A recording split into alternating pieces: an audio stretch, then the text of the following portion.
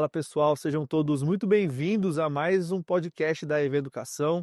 Estamos aqui começando mais um episódio. Eu sou Eduardo e é uma alegria ter você aí com a gente. Estamos avançando aí, 2 episódios por semana. Se você é novato aqui, está chegando pela primeira vez, já se inscreve no nosso canal e já deixe o seu gostei no nosso vídeo. Quando você aperta o gostei, o algoritmo do YouTube entende que esse vídeo é relevante e ele passa a distribuir para mais pessoas, e quando você se inscreve, o YouTube passa a te recomendar os nossos episódios.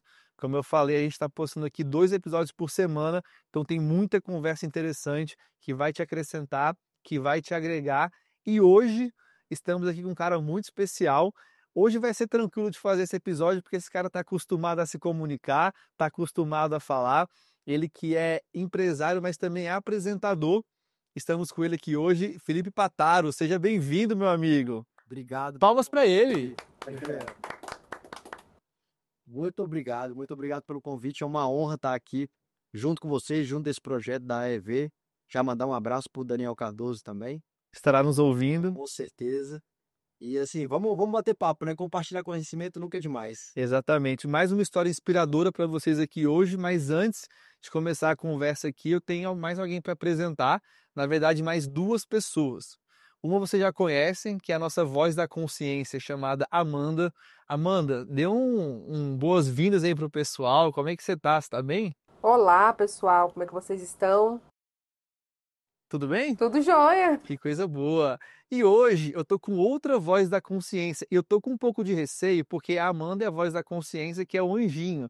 Eu tô com medo dessa voz da consciência novata hoje, que está inaugurando, fazendo a sua estreia, seja o diabinho. Acredito que não. Aqui só tem santo, né?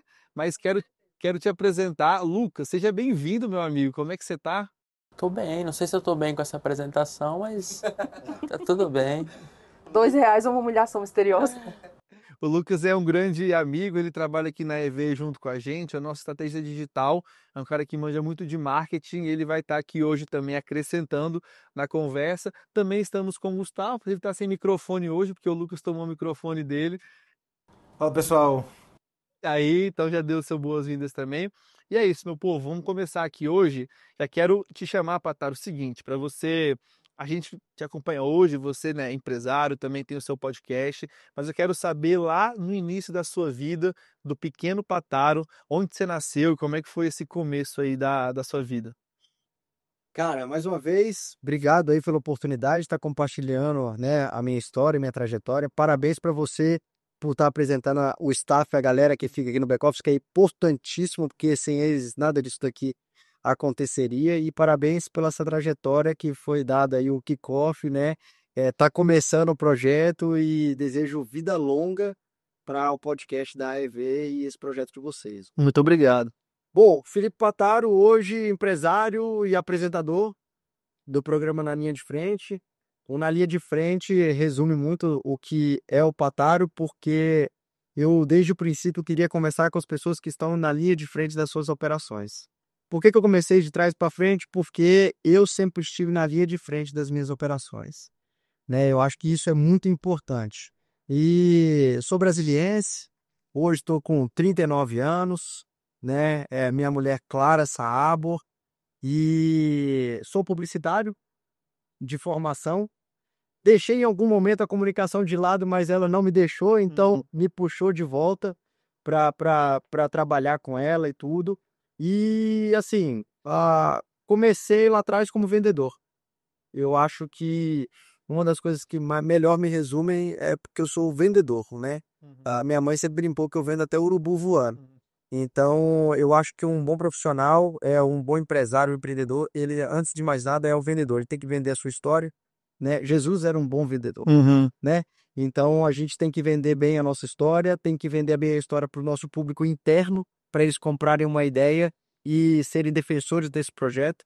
Tem que vender para o público externo, que é quem vai de fato dar esse dinheiro para você alavancar e construir castelinhos maiores, né? Então, eu comecei lá atrás como um vendedor de loja. A hora que começou a despontar, já fiz de tudo um bocado, né? Já foi office boy na época com meu pai. Aí dentro da empresa do meu pai eu era office boy, depois eu virei telefonista, depois eu virei o comercial e fiquei ali, né, já aprendendo desde cedo. Isso tinha 14, 15 anos de idade. Com os meus 17 anos de idade eu comecei a dar aula de karatê. Eu sou karateca desde os meus 8 anos de idade, sou faixa preta, preta com 13 anos. Já fui campeão brasileiro, estudantil, né? Estilo pan-americano, sul-americano. Fico mais tranquilo agora, então, né? Caso alguma coisa aconteça aqui, temos um faixa preta que vai tomar conta da situação. Já fui bom, já fui bom. Agora eu só de vez em quando que ele tira a naftalina do kimono e aí vai brincar um pouquinho. Então, assim, comecei dando aula de karatê e aí logo em seguida eu entrei em loja. E é legal contar esse lance de querer trabalhar em loja. Foi um desejo meu, porque uma certa vez, final de ano, eu andando com minha mãe no shopping, a gente foi comprar uma roupa para viajar, e eu entrei na Headley. E quando eu entrei na Headley, pô, aquela galera bonita, descolada, sabe? Pô, com as bermudas feras, Kenner. Você nem sei da época de vocês. Chinelo Kenner, né? A galera tá rindo aqui, a galera também lembra disso aqui. E aí, pô, eu falei, pô, eu quero um dia trabalhar aqui. E aí, assim eu fiz. Fui trabalhar em loja, virei o melhor vendedor da Headley do Brasil, Legal. da época. Depois eu fui trabalhar em São Paulo. Também trabalhei em lojas de surfwear lá, trabalhei como modelo. E sem aquele negócio de, que bacana, modelo, porque é bonitinho. Não. Modelo trabalha de panfletagem, modelo trabalha de desfile, modelo trabalha de propaganda na TV. Como eu já queria publicidade, então estava vendo esse universo. Você tinha quantos anos mais ou menos nessa época? Isso aí já tava com 18, 19. Foi quando eu fui para São Paulo. E aí retornei. E aí eu fui trabalhar na Mormai. Aí trabalhei na Mormai do Pátio Brasil inicialmente. Depois eu fui para Mormai do Pontão. Também fui o número 1 de vendas da Mormai do Brasil. Legal. E aí sempre me chamavam para ser gerente naquela época. Pô, eu queria facilidade. Não, tá bom, já tô ganhando mais do que o gerente. Pra que eu vou querer mais responsabilidade? E aí fiquei trabalhando na parte de vendas. Até que eu tive que tomar uma decisão. Tava chegando ao final do meu curso de publicidade e propaganda e eu nunca tinha estagiado na área. E aí, nesse momento, eu falei, pô, eu tenho que dar 10 passos para trás para dar outros 20 para frente. Foi aí, então, que eu resolvi largar a loja. Essa época eu já ganhava lá meus 6, 8 mil reais em loja, acredite. Há um tempo atrás, que, né, vale muito mais que hoje. Exatamente. E aí eu fui estagiar. E aí eu tive que correr atrás de estágio. E aí liguei para todo mundo, falei com todo mundo, pedi para todo mundo. Aquela época o jornal, os classificados eram cheios de oportunidade e tal. Tô parecendo um velho falando, você vê assim o pai falando, né? Pô, jornal classificados, daqui a pouco vai vir páginas amarelas e tal. Mas enfim, e aí eu consegui um estágio no Senado pela manhã e um estágio na Caixa à tarde e eu estudava à noite. E aí todos da minha área de comunicação. Só uma pergunta em cima disso. Então como que você decidiu esse curso, sendo que você estava trabalhando já ali como vendedor, né? O que deu esse estalo para que você pudesse escolher comunicação? É porque, na verdade, eu queria fazer educação física. E meus pais não queriam que eu fizesse educação física. E aí eu fiquei por um ponto na UNB por educação física. Aí eu tive que fazer cursinho, aí eu fui fazer ALUP. No ALUP eu fui sorteado e ganhei uma inscrição do CEUB. E aí eu fiz CEUB, passei no CEUB e falei, pai, eu vou começar. Aí meu pai, você pode começar, mas eu não vou pagar nenhum real. Entendi. E aí eu trabalhava para pagar a faculdade. Né? E aí, na hora que eu falei, pô, educação física eu já tô tentando na UNB, vou tentar um outro curso aqui, já que meus pais também não querem. E aí eu não sabia o que eu queria de fato. Só que, pô, um belo dia, lembra que eu falei que trabalhava como modelinho, tirando foto? Passei numa emissora que a gente ia participar de um programa e eu vi as televisões, vi todo o cenário, o backstage ali de uma TV, de uma emissora de televisão. E aí eu, pô, isso aqui deve ser legal. E aí foi onde eu tomei a decisão de fazer comunicação social. Legal. E aí fiz comunicação social e por conta do horário foi publicidade e propaganda. Então comunicação social habilitado em publicidade e propaganda e aí comecei, me encantei e aí fui, né? Até hoje aí fiz 2 especializações pela FGB. Legal. Né? Marketing com ênfase em ambiente digital, que naquela época estava começando a falar em digital, né? Comunicação estratégica. Então tudo isso daí também serviu de base para chegar onde eu cheguei. E assim, a sua vocação então despertou ali, você chegou no cenário ali, né, de televisão, alguma coisa dentro de você gritou, falou: "Pô, isso daqui é legal de se seguir". E olha que engraçado, lá atrás foi, pô, que legal, e hoje eu tô na TV, né? O Exatamente. programa nosso tá na Band e já são aí, já vai para o segundo ano na televisão e tá um sucesso, graças a Deus. E já é a pergunta que eu quero te fazer agora, porque assim, se a gente for pegar o Pataro lá de 17, 18 anos, ele de alguma forma já estava trabalhando com aquilo que seria o que você está fazendo hoje, sei lá, né, bastante tempo depois. Então, assim, como que você acredita que trabalhar como vendedor, que já tem uma frente empreendedora ali, porque você está tendo contato com clientes, tendo que vender e tudo mais, e a faculdade de comunicação, né, hoje também que você tem esse seu podcast, você apresenta na Band, como que você acha que essas duas frentes do estudo e trabalhando como vendedor te ajudou naquilo que você tem feito hoje? Você acha que foi uma fase de preparação, de treinamento que você vive hoje? Nada é por acaso, né? O cara lá de cima já veio planejado para nós. Então, assim, eu não acho que foi por acaso, eu acho que foi realmente uma preparação. Tanto é que teve um gapzinho que eu não trabalhei com comunicação, eu vou até apontar essa trajetória que também foi muito legal. Mas eu tenho uma premissa que eu sou o melhor repertório dos melhores repertórios que passam por mim. Então, cada um de vocês tem um pouquinho para me acrescentar, assim como eu acho, acredito que também tem a passar um pouquinho de mim para cada um.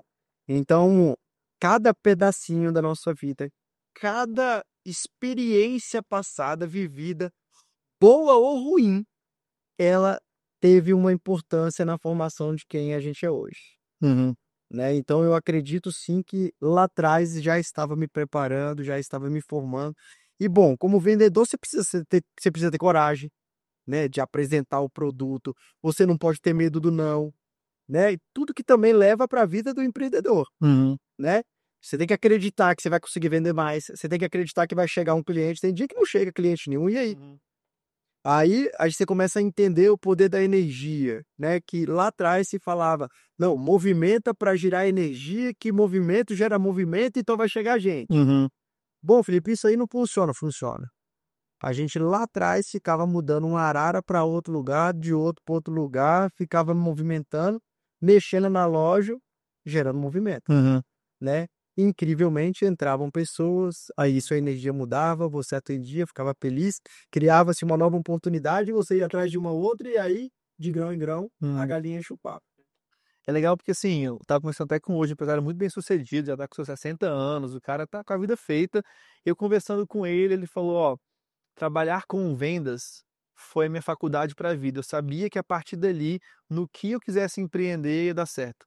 Porque o fundamento mais importante eu consegui. E ele trabalhou por muito tempo com isso, vendia bastante nas áreas que ele atuava, trabalhou em concessionária, e tudo que você imaginar ele trabalhou vendendo, né? E eu quero te fazer essa pergunta, assim, só para a gente ir, depois a gente volta. Você hoje tem que vender, você é um empresário muito bem sucedido aqui da nossa cidade, o o que que você talvez não uma coisa difícil, mas qual é ou quais são as principais ha habilidades, virtudes, coisas que você aprendeu naquela época como vendedor, que hoje você coloca no seu negócio, que às vezes você ensina os seus funcionários para realmente conseguir vender mais ali? Cara, tem um negócio que eu falo muito para os meus colaboradores até hoje, né? Que são os 8 passos da venda. Isso é um modelo chamado modelo Friedman, lá atrás, que eu peguei uma apostilinha lá na Mormai e nunca mais eu esqueci, a gente tinha que decorar naquela época.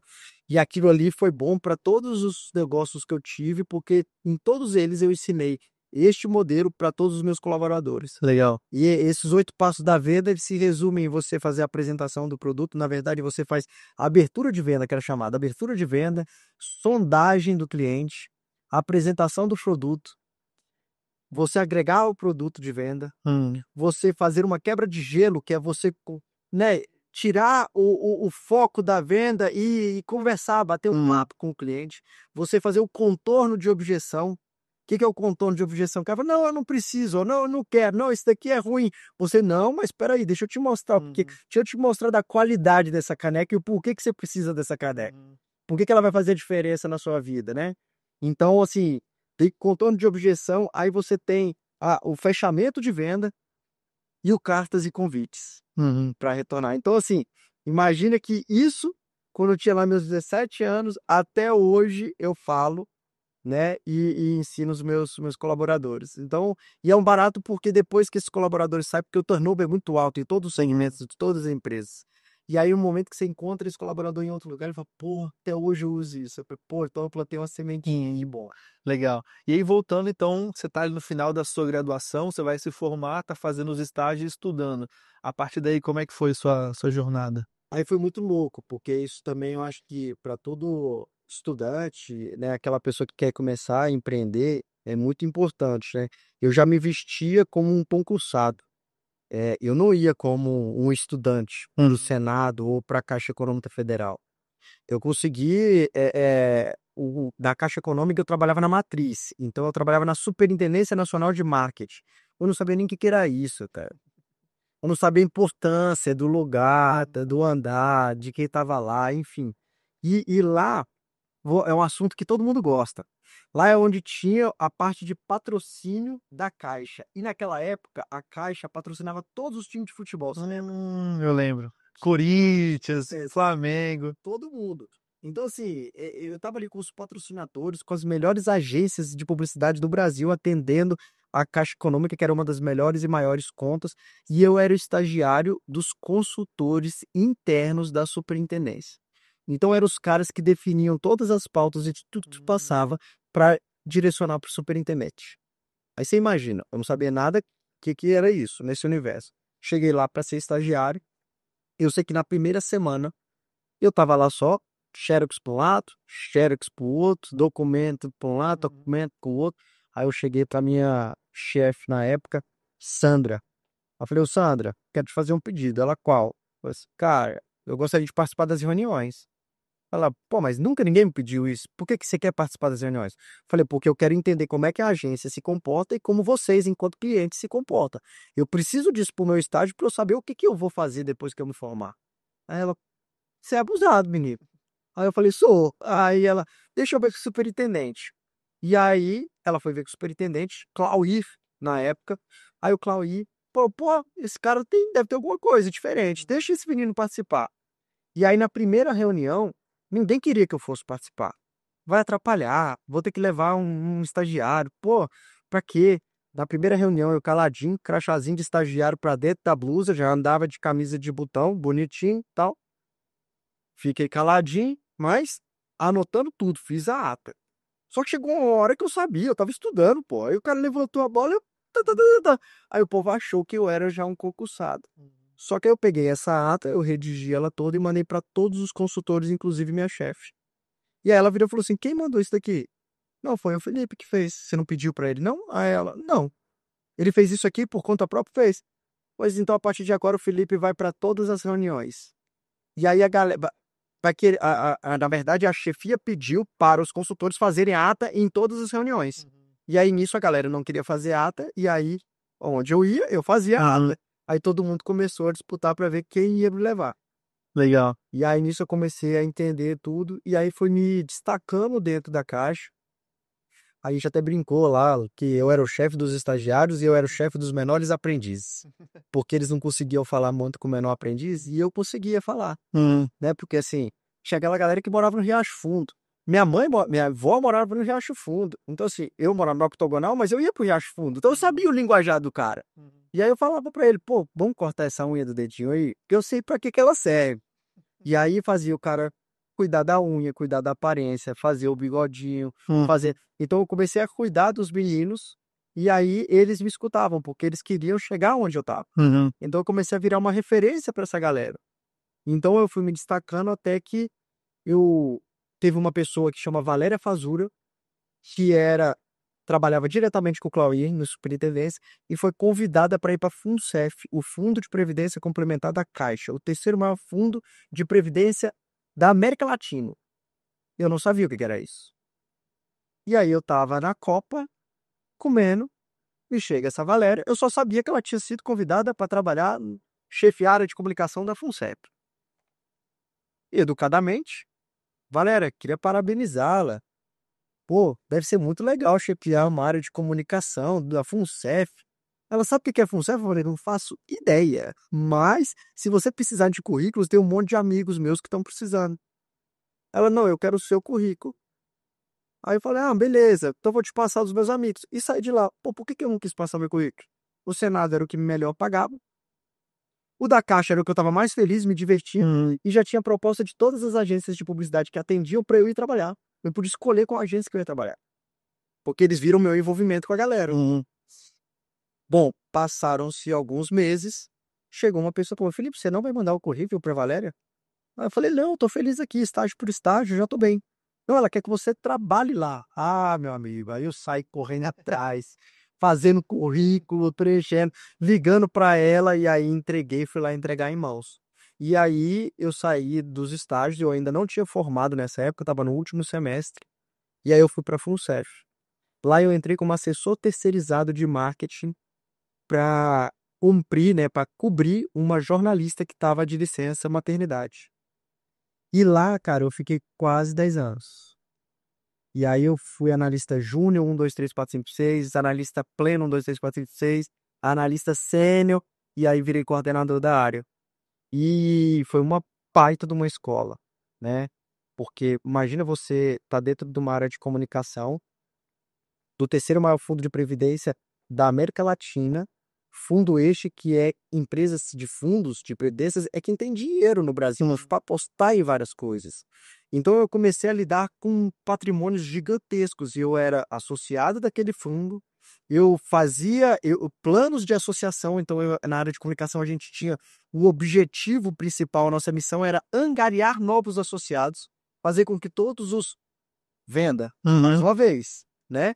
É que todos os empregados da Caixa se associassem, e aí eu comecei a me tornar um pouquinho da cara da FUNCEF, porque eu era um jovem com muito gás, né? Com muito querer, muito desejo, muito sonho, e lá a gente começou a fazer a TV FUNCEF, que era a primeira TV web. E aí eu fui mestre de cerimônias, eu fui jornalista da TV Web, eu fui. Aí eu fiz de um tudo, velho. Revista, diagramação, o site. Até pouco tempo atrás, o layout do site que estava lá fui eu que tinha desenhado. Então, assim, pô, Felipe, mas qual é a sua especialidade dentro da área de comunicação? Pô, eu saí da faculdade querendo fazer atendimento publicitário, mas eu sabia fazer tudo. Até porque, quando eu estava ainda na faculdade, e fica aí de lição pra galera, né? Enquanto todo mundo fazia como case McDonald's, Girafas, entre outras empresas já renomadas, eu ia no tiozinho da carrocinha de cachorro-quente para fazer o meu trabalho de faculdade lá. Porque eu pegava, fazia valendo na Vera, e aí eu tinha uma oportunidade. Qual que era essa oportunidade? Oportunidade, se meu trabalho tivesse boa nota, eu ia depois vender esse trabalho para eles. Então eu usava eles como case, fazia meu trabalho da faculdade, tirava minha boa nota e depois eu vendia o projeto. Legal. E aí eu já estava fazendo dinheiro. Então eu estava estagiando no Senado, na Caixa, estudando de noite e já com a minha agência de publicidade, porque eu já estava fazendo dinheiro com os trabalhos da faculdade. Achei isso muito legal. Quero abordar um ponto aqui, porque tem algo nessa história que conectou muito comigo, que eu acho que é um aprendizado bacana para quem está em casa, às vezes começando ali uma faculdade, ou começando algum negócio, ou está perdido, o cara não sabe o que está fazendo. É, você falou que passou por diversos lugares, e em cada um desses lugares você aprendeu. Você aprendeu habilidades, você conheceu pessoas. Você não está lá hoje, mas aquilo foi muito importante para você. Quando eu olho para a minha caminhada, eu vejo que desde 2016, 2017, eu passei por diversos lugares. Não estava feliz com o que eu trabalhava e eu comecei a buscar um emprego aqui, fazer um bico ali, abrir uma agência também junto com dois amigos. Assim, eu não estou lá hoje, mas muito do que eu faço hoje foram coisas que eu aprendi lá. Então, por exemplo, a gente abriu uma agência de publicidade. Eram dois videomakers e a gente vendia o nosso serviço para algum evento para a gente poder fazer a experiência do cliente. Basicamente era o seguinte: você vai fazer um evento, sei lá, uma exposição da Ferrari. E aí você me contratava para eu pegar os meus videomakers e eu basicamente ia viver a jornada do cliente e entregar para você o conteúdo. Eu tinha um pouco de vergonha de falar e foi nesse momento que eu comecei a falar para uma câmera. Então comecei a conseguir me desenrolar. Canal do YouTube também, a gente tem hoje um podcast. Naquela época, ajudei um amigo a criar um canal no YouTube. Então, assim, muito do que eu vivi lá atrás, muito do que eu vivo hoje, foram coisas que eu aprendi lá atrás. Eu vejo isso em você. E é bacana isso, porque às vezes tem alguém aqui que tá ouvindo a gente, tá vendo o nosso programa, que fala, cara, eu não sei porque eu tô aqui. Eu tô no emprego que eu não gosto, mas é mostrar para essa pessoa que às vezes ela tá ali para conhecer alguém, para conseguir uma habilidade e que tem um prazo de validade para que um dia ela possa ter a habilidade, ter os contatos que ela precisa para no lugar que é o destino dela, ela poder performar e fazer o que ela tem que fazer. Faz sentido? Não, sem dúvida alguma. O único alerta que eu trago é que essa pessoa, ela tem que ter coragem. Uhum. Na vida, se a gente não tiver coragem, a gente não vai sair do lugar. Uhum. Então, muitas das vezes, pô, você já aprendeu, você já sugou, você já entendeu aquele universo e você já chegou à conclusão que você não quer estar mais ali. Uhum. E por que que você tá? E aí, quando você vive nessa inércia, é a pior coisa do mundo. Uhum. É aquele velho ditado, né? Se você não sabe para onde você quer ir, qualquer caminho serve. Uhum. E aí, se você não está no comando da sua vida, alguém está no comando por você. Uhum. Então, assim, tem essa atenção, né? Sim. Que sim, você vai tirar proveito desse ambiente, desse universo, dessas pessoas, das relações, porém, saiba a hora de chegar e saiba a hora de sair. Isso é importante, para não ficar mais tempo do que ela deveria naquele lugar. Aprender o que tinha que aprender, conhecer o que tinha que conhecer e saber a hora de sair, né? Exatamente. Tem outro ponto que eu quero só voltar, que você falou que você virou ali o chefe dos estagiários, chefe dos menor aprendizes. O empresário hoje, qualquer ele que seja, ele é um líder. Perfeito. Ele tem pessoas que estão acompanhando a liderança dele, que estão indo para o caminho que ele está, né, direcionando a companhia e essas pessoas consequentemente.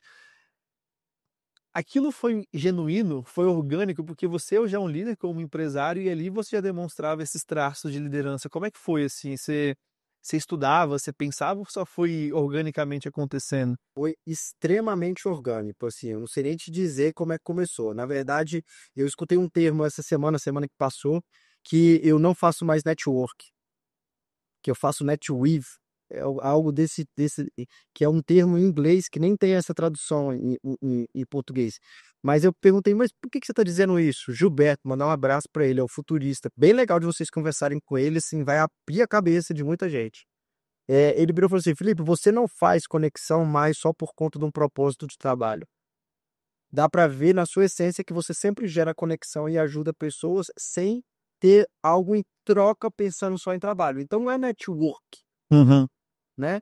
Então você faz muito mais do que o network. Então, desde aquela época, eu sempre tive essa vontade de ajudar as pessoas, de ajudar o próximo. uhum, Sempre, sempre, sempre. Então, assim, eu sempre, muitas vezes eu até me prejudiquei ao pensar no próximo e não pensar mais em mim do que no outro. uhum. Mas eu acredito que no final das contas tem um barbudo lá em cima que gosta muito de mim e ele sempre tá de olho e tá vendo, porque eu falo aqui assim, pode não ter ninguém olhando aqui, mas lá em cima tem um camarada que tá olhando e que sabe como é que tá, o que que a gente tá fazendo. Você está computando pontos, pontos invisíveis, mas que uma hora a recompensa chega, né? Sem dúvida, sabe? Agora você falou, tocou num ponto que é importante também.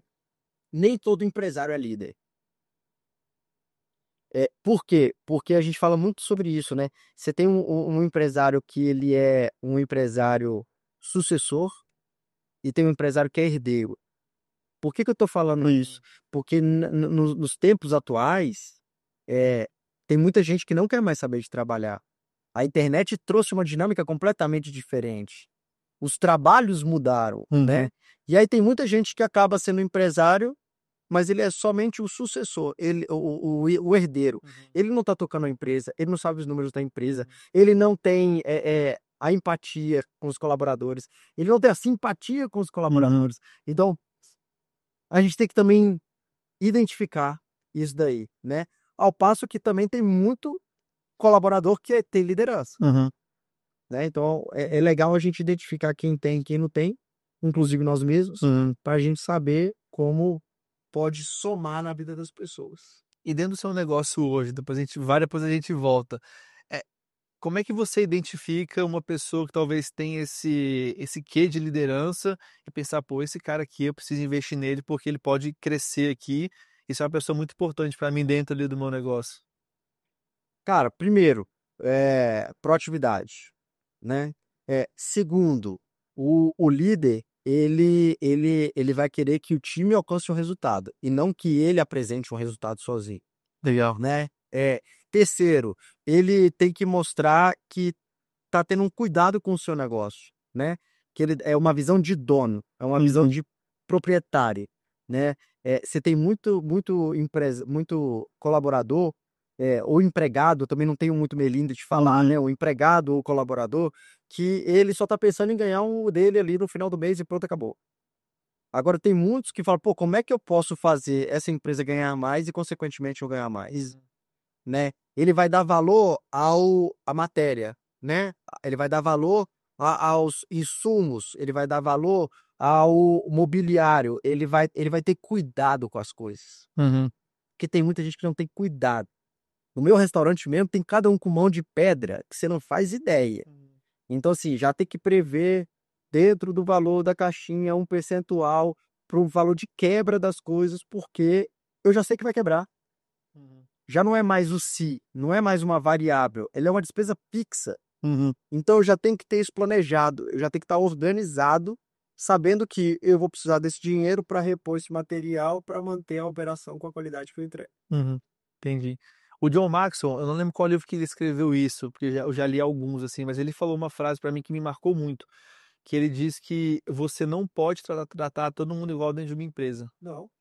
E ele fala, cara, e aí o resumo disso tudo, você já deve saber aqui do que se trata, mas é olhar para aquele cara que é um terreno fértil, aquela pessoa que está ali se desempenhando mais do que os outros, e realmente você investir mais tempo, mais energia e tratar essa pessoa de forma diferente, né? Então, é legal isso, porque às vezes tem algum gestor ouvindo a gente, alguém que está começando uma empresa e não percebeu isso, de que existem pessoas e pessoas na sua empresa que você tem que ter esse trato diferenciado com alguns, né?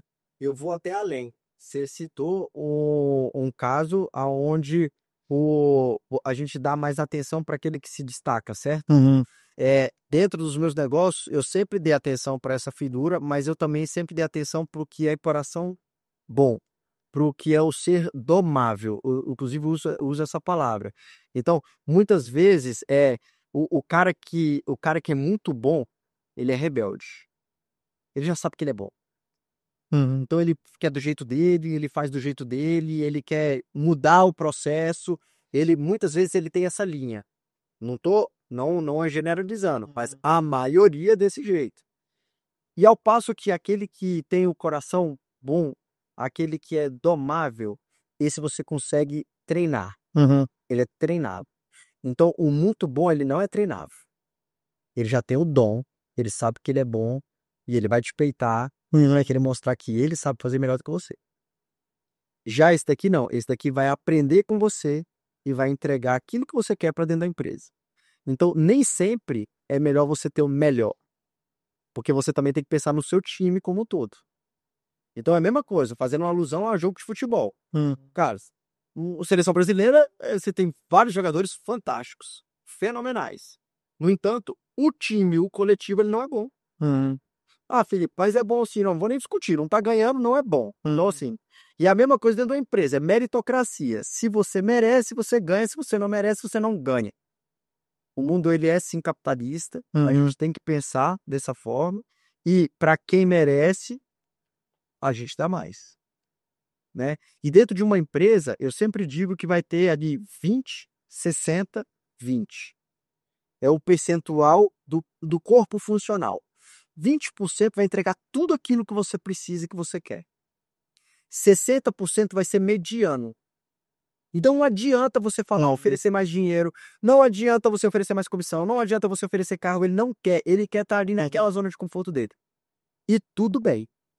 20 vai querer crescer, vai querer mais, vai querer crescer na vida. 60 vai querer ficar aqui na mesmice. Em algum momento você consegue despertar isso daqui para ele vir para esse grupo. E 20% vai ser rotativo. Uhum. E geralmente, o rotativo, que é o que não tem compromisso nem nada, paga o a mais dos 20% que está lá em cima. E aí a nossa missão enquanto empresário é pegar esses 60, encher esse pote aqui dos 60 e sempre conseguir aumentar a pessoa para os 20 de cima. Então, sabendo disso é legal porque o empresário para de sofrer. Uma vez que você tem consciência de como é o comportamento humano, de como é o comportamento empresarial, você para de sofrer, você passa a colocar aquilo como processo e você segue o seu processo. Uhum. Acabou. E você alinha expectativa também com cada pessoa, né? Com todo mundo, perfeito. Alinhamento de expectativa não tem coisa melhor. Vou te dar um caso muito legal. Noru Sushi. Todo mundo ia lá, comia, ficava maravilhado. Pô, não tem igual, cara. Tipo, isso aqui é comparado a São Paulo, a lugares que eu já fui fora do mundo. Isso aqui tá o top 5 da minha vida. Mas a única reclamação que eu tinha era que o local não condizia com a qualidade da comida. Por quê? Porque a gente está debaixo de um prédio, debaixo de uma marquise. Massa. Marketing. De novo, lá de trás, comunicação social. Como é que eu vendo isso melhor? Não posso ter medo. Realmente, isso daqui não é a melhor maravilha do mundo. Mas eu pensei exatamente desse jeito. Que é um restaurante bairro, para entrega. Se a gente explodiu a bolha e tá vindo gente de fora e essas pessoas estão criticando, cara, não tem muito o que eu fazer. Uhum. Se o prédio não me permite mudar a iluminação, a decoração, tudo, foge a mim, certo? Uhum. Fugiu a mim, tem que sofrer, não tem que sofrer. Agora, como é que eu faço desse limão a limonada? Foi onde, então, eu estudando, escrevendo, pensando, alinhamento de expectativas. Vou passar a chamar esse lado de fora de varandinha do Noru e do lado de dentro o balcão omakase, o balcão do chefe. A partir do momento que eu comecei a chamar aquele lugar de fora de varandinha, as pessoas já sabiam que estavam indo para uma varanda. Nunca mais eu tive reclamação no local. Fantástico. Então, assim, aquilo que me puxava a nota um pouco para baixo no Google, eu conseguia equalizar e aí toquei o barco. Então, assim, tudo é um alinhamento de expectativa. Isso vale para casais, isso vale para filhos, isso vale para família, isso vale para tudo, para negócios, Para os funcionários. sem dúvida. O combinado não sai caro. Exatamente. Do Neymar você vai exigir mais do que do Ciclano, do Beltrano. E achei muito legal isso que você falou, porque quando você entende esse quadro, né, do 20, 60 e 20, você sabe de quem cobrar, de quem exigir mais resultado, a sua expectativa nesse cara tá mais alto, e de quem você sabe que, cara, às vezes não adianta você puxar muito. E aí é onde mora o problema. Que esses 20, ele não está preparado para essa cobrança. E aí, muitas vezes, ele também não vai entender que por ele ser melhor, ele vai ser mais cobrado. E aí entra o papel da liderança, entra o papel do alinhamento de expectativa futura de crescimento dentro da empresa. E aí vem um mapeamento de processos. Dentro desse mapeamento de processos, você precisa ter um processo muito escrito, que é qual é a linha de ascensão dentro da sua empresa. Como é que ele faz para alçar novos cargos? Ele tem que ter isso claro, porque se ele não tem, ele desanima e vai embora. E aí lembra que a gente tem que manter os 20 e ainda tentar encher. Então, muitas vezes aí a gente gasta muita energia, a maioria dos empresários não gasta energia com essa ponta aqui. Por que ele não gasta energia? Pô, esse cara já sabe fazer. Aí gasta energia com o que tá aqui. Só que é até a visão oriental. O oriental, ele vai focar naquilo que o cara é bom, não naquilo que o cara é ruim. Então, assim, vamos parar de olhar para o copo meio vazio, vamos olhar para o copo meio cheio. Vamos dar atenção para quem dá atenção para você? A lei da reciprocidade. Para que a gente, enquanto empresário, gasta mais energia com quem faz coisas erradas dentro da sua empresa, ao invés de dar atenção para quem faz tudo certo dentro da sua empresa? E aí é interessante porque a gente tem que ficar ali naquele equilíbrio, porque a gente tem que incentivar esse cara daqui e a gente também tem que incentivar o cara de cá. E muitas vezes, se a gente foca no cara que está errado para consertar ele, a gente esquece esse daqui. Se a gente só dá atenção para esse daqui sente menosprezado. Então você tem que ficar, é como na época que eu trabalhei na Prudential, né? São vários pratinhos, você está equilibrando ao mesmo tempo. Legal. A gente vai voltar aqui, eu quero saber, a Amanda já tá aqui levantando a mão. Nossa conversa tá aqui, cara, tá on fire, né? Uma coisa atrás da outra. Eu quero que a Amanda faça a pergunta que ela tem para fazer e depois eu quero voltar lá para saber como é que foi a sua jornada até chegar no Noru, porque Noru tem muita coisa para te perguntar. Então, Amanda, já faz aí a sua pergunta que você tem pro Patado. Usa até estilo para fazer a pergunta. Vamos lá. Muitas pessoas têm uma certa dificuldade de separar a parte entre ser um líder que é amigo da equipe e ser amigo mesmo. Então rola aquela confusão, né, entre qual que é o limite de você ser um líder que é firme e que cria um ambiente leve no local de trabalho, e você confundir as coisas e as pessoas acabarem perdendo o respeito pela sua liderança porque você abre muito espaço para eles. Amanda, excelente pergunta. Isso acontece diariamente, é uma rotina dentro da vida dos empresários, inclusive da minha, e a sua pergunta já disse a resposta: dar limite. Dar limite. Hoje eu dou limite. Eu entendi que aquela fala bonita que vários palestrantes que não são nem empresários acabam falando é que você tem que ser uma liderança participativa. Hoje, eu acredito que eu tenho que ser participativo dentro do meu negócio. Eles têm que entender que eu faço parte de um time, mas que existe sim uma hierarquia, existe o dono da empresa, existe uma liderança e que tem coisa que eu não estou perguntando se é para fazer. É para fazer. Por quê? Porque eu sou baseado em estudos.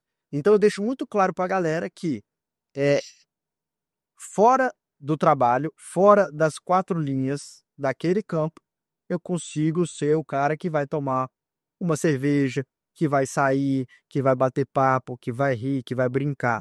Dentro das 4 linhas existe o Pataro, que é o proprietário, o dono do negócio, que tem uma missão, que tem um foco e que tem um resultado a ser alcançado.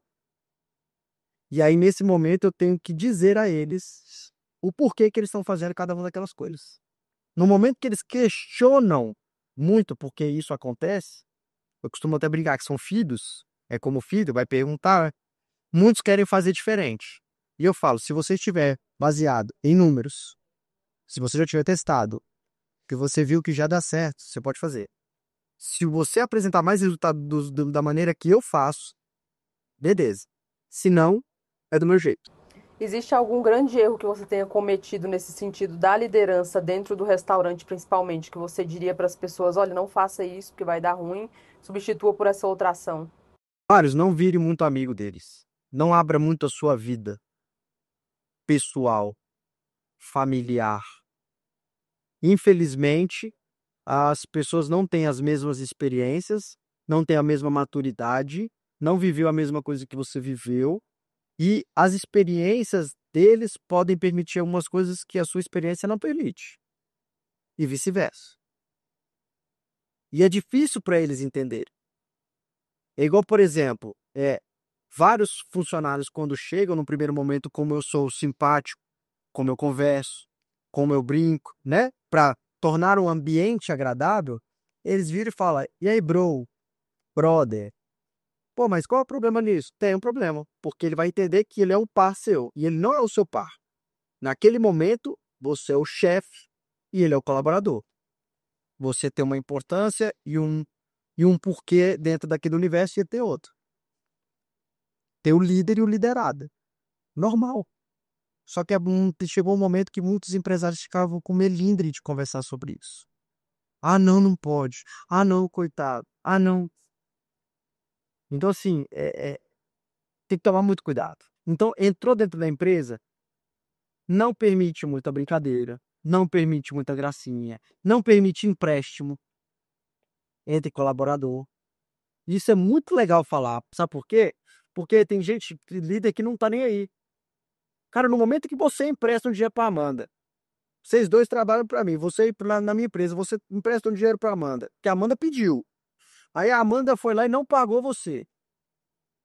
Aí você vai ficar feliz ou triste com ela? Muito triste. Muito triste. Aí depois da tristeza vai ficar puto. Sim. E aí você vai ficar cobrando, mas ela não tem o dinheiro para te pagar. E aí você ficou de bico para ela e aí vocês não se ajudam mais no trabalho. E aí quem que saiu perdendo nessa brincadeira? Todo mundo, inclusive o dono. Todo mundo, inclusive o dono. Mas o dono tem qual participação nessa relação de empréstimo? Nenhum. Nenhuma. Aí sabe qual é o terceiro estágio? O terceiro estágio é você vir falar comigo para eu resolver o seu problema. Só que eu tenho os meus problemas. Por que eu tenho que resolver os seus problemas? Sendo que não é permitido isso. E aí eu tenho que ser categórico, que tem lá também no mapeamento de processo, não é permitido empréstimo entre colaboradores, que pode sujeitar a advertência assim acessado. Porque vocês quebram o clima organizacional caso aconteça isso, porque um está chateado com o outro e os dois não vão topar um ajudar o outro e não ajudando e não tendo esse lado colaborativo vai atrapalhar a empresa. Olha que coisa louca. Vai, Felipe, vai ser o papel da liderança. É igual, tem hora que é igual creche, tem hora que é igual escola, tem hora que é igual faculdade. E assim vai, entendeu?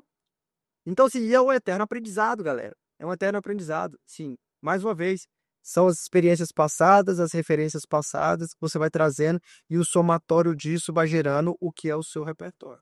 Legal. A nossa segunda voz da consciência hoje, o Lucas, que é o anjinho número 2. Ele quer fazer mais uma pergunta aqui também. Felipe, pensando em funcionário ainda e pensando na sua trajetória, eu percebo que muitos dos funcionários que se destacam são os que têm um ímpeto empreendedor. Você se destacou porque você sempre teve um ímpeto empreendedor.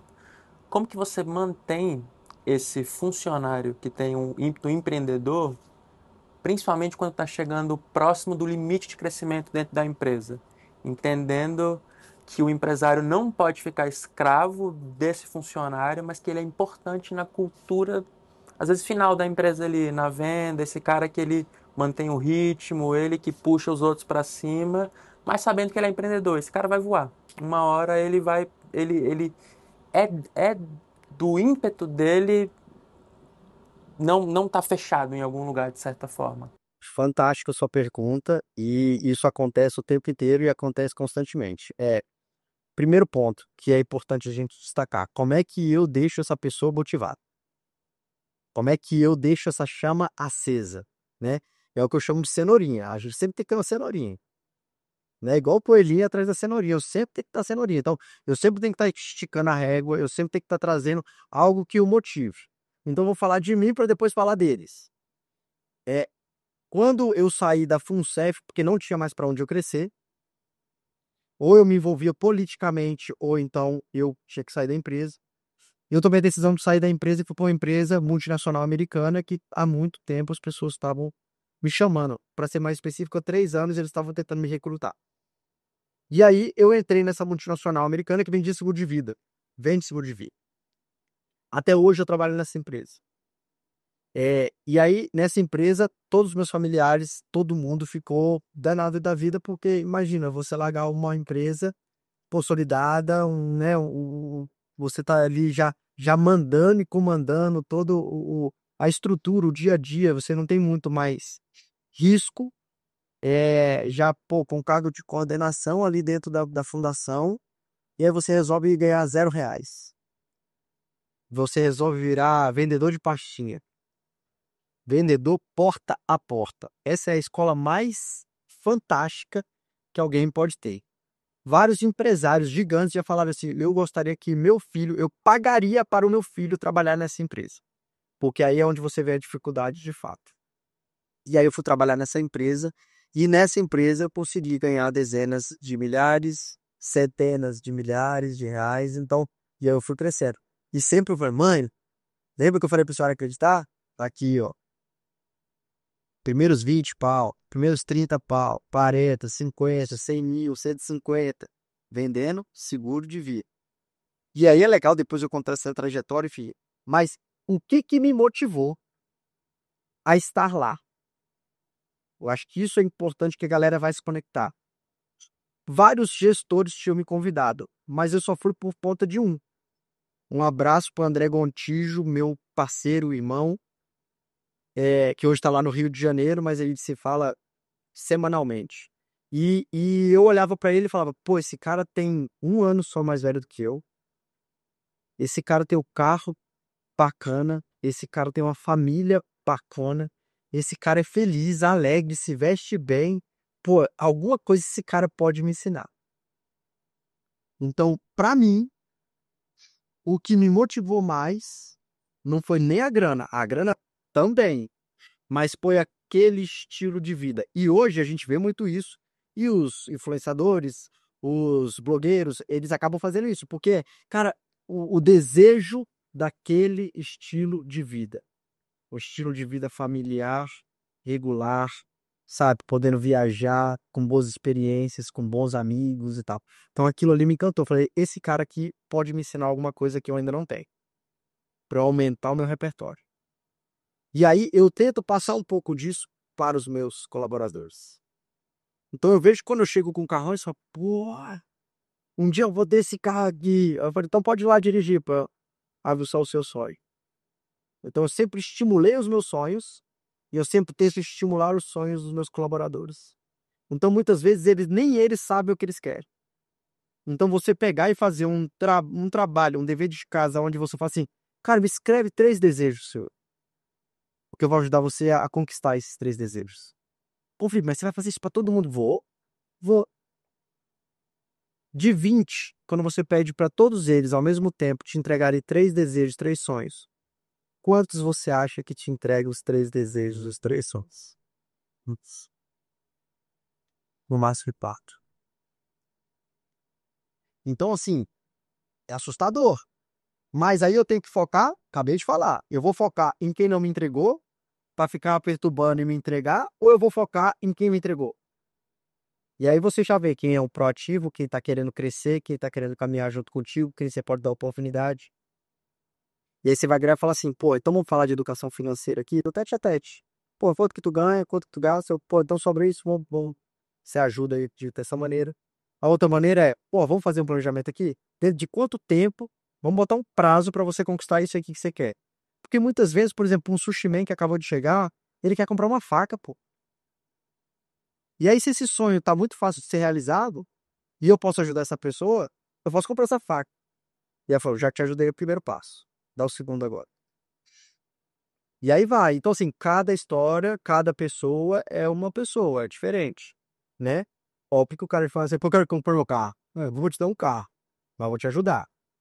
E muitos, lembra que eu falei do empréstimo? Muitos viram pra mim e falam assim, é normal também, comum, principalmente no ramo de restaurante. Você pode me fazer um adiantamento? Você me empresta um dinheiro? Não. Eu trabalhei minha vida inteira, 1, 2, 3, 4 lugares. Se quiser, eu conheço outros restaurantes, você faz jornada dupla. Pô, mas eu vou trabalhar pra caramba. Aham. Mas você não quer pagar a conta? Então, assim, muitas vezes a cenourinha vai ser o seu compromisso que você tem que pagar. Uma pensão, né? Uma dívida, alguma coisa. Muitas vezes vai ser o desejo e o sonho. Muitas vezes vai ser você construir um sonho para essa pessoa, que nem ela sabe que existe.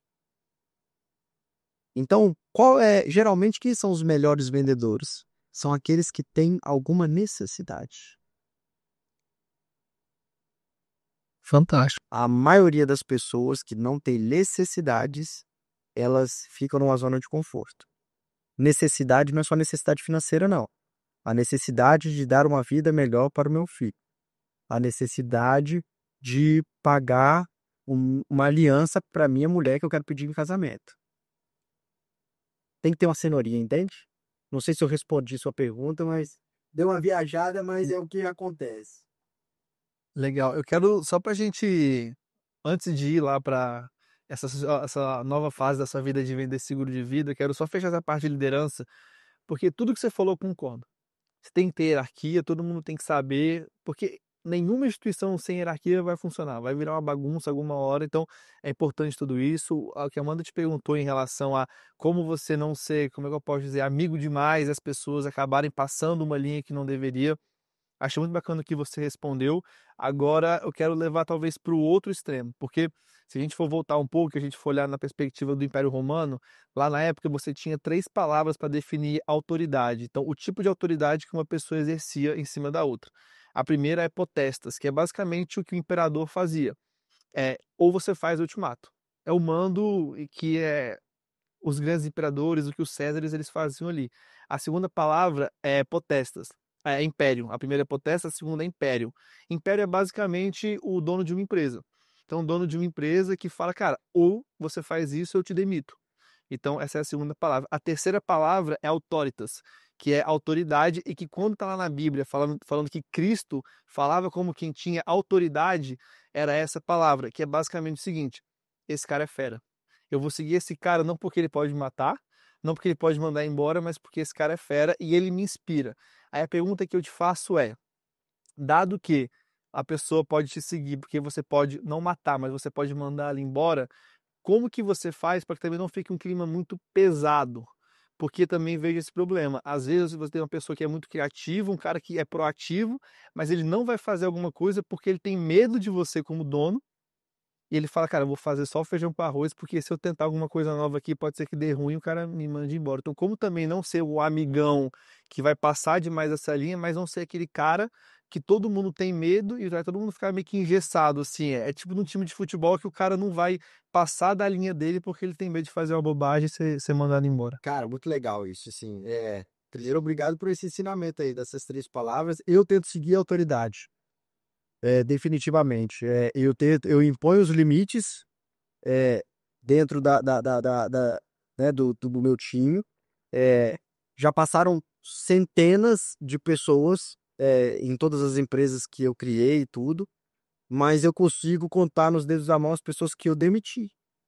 E as pessoas que eu demiti foram porque fizeram alguma coisa de errado, ilícita, né, ou que prejudicasse a empresa. Nenhuma delas foi porque, você não tá me seguindo, porque eu também tenho essa missão diária de, cara, se eu não tô conseguindo fazer este colaborador comprar o que eu tô falando, ou eu não tô me fazendo entender direito, eu não tô sendo um bom vendedor, Uhum. né? Ou então eu tô errando na conexão com essa pessoa. Como é que eu me conecto com ela? E aí é um trabalho de observação, é um trabalho de pesquisa, é um trabalho de questionar e de trazer ele para você, é um trabalho de identificar qual é a dor o sonho dessa pessoa, porque você sabendo fazer isso tudo, você consegue Uhum. alcançar, né? Então, eu tenho muita tranquilidade. Eu sempre brinco que eu durmo, eu boto a cabeça no travesseiro, certo de que eu fiz tudo que podia fazer para manter o clima, para manter aquela pessoa, para fazer o melhor pro todo, entendeu? Uhum. Então, assim, as pessoas, eu não tenho esse ou faz ou tá fora. Uhum. Não é muito meu perfil. Legal. Porque acho que todo líder tem que ter essa, né, esse entendimento, porque não dá para você nem ir muito para um lado e nem para ir muito para o outro, porque acho que nenhum dos dois deixa o clima que deveria ser dentro de um negócio, né? Eu quero já que você volte e você conte pra gente como é que foi essa transição. Então você estava lá, estava com um salário bom, estava numa empresa que estava te dando uma responsabilidade muito grande, você ficou muito tempo. Como que foi? Agora eu vou sair. Agora eu vou entrar numa. Ai, meu irmão, meu pai, todo mundo chorou, falou que eu tava doido, que eu não sabia o que eu tava fazendo, tudo eu falei pra confiar. E aí, assim, no início foi muito engraçado, porque você vender seguro de vida, você já viu alguém saindo comprar um seguro de vida ou não? Hum. Pois é o produto mais difícil a ser comercializado no mundo. Ninguém acorda pensando, e quando eu morrer? Exatamente. Mas é por isso que o americano, o americano, o japonês, ele é muito mais bem preparado. Enquanto o americano chega a falar 6 vezes sobre sucessão, sobre morte, sobre herança, sobre deixar, né? E o Brasil, quando muito, fala uma vez. Uhum. Só que o seguro de vida, eu já vendendo o seguro de vida, né? Mas assim, o seguro de vida, ele não foi feito, não é pensado na morte apenas, é pensado para quem vai estar vivo, para você não gerar um problema. Uhum. Porque se você tem herança, se você tem patrimônio, você vai ter que pagar o ITCMD. Se você tem que pagar o ITCMD, você tem que ter esse dinheiro. Só que você é o provedor e o dinheiro está com você. E aí você vai pagar o imposto. E aí, se a pessoa não tem o dinheiro para pagar o imposto, não libera os bens, atrapalha a vida da pessoa inteira. Uhum. Ou se você tem 3 filhos, um filho é muito bem sucedido, o outro não é muito bem sucedido e o outro está quebrado. O bem sucedido nem sempre vai querer bancar o dos outros dois e, velho, fica um negócio desigual, é muito doido. Então, assim, tem várias. É uma solução financeira. Você que quando eu entrei nessa empresa, eu falei, pô, vou nadar de braçada. Por quê? Pô, trabalhei no fundo de previdência. Tem 600 pessoas dentro desse fundo. Eu conheço todo mundo. Minha mãe trabalhava na Andrade Gutierrez. Pô, mas eu sei quantos funcionários. Na época eu namorava com uma menina que o pai dela, tipo, milionário na cidade, com vários amigos ricos. Pô, eu tenho gente, eu tenho acesso, pô, vai dar tudo certo. Cara, na hora que eu entrei, que eu comecei, veio a CPI dos fundos de pensão. Todo mundo em instabilidade. Aqueles 600 possíveis planos que eu poderia vender, quero por água abaixo. Por medo e insegurança dessas pessoas. Porra, beleza. Então, essa caixinha aqui já. Descarta. Descarta não, deixa de lado. Deixa de lado, né? Esse negócio aqui deixa de lado.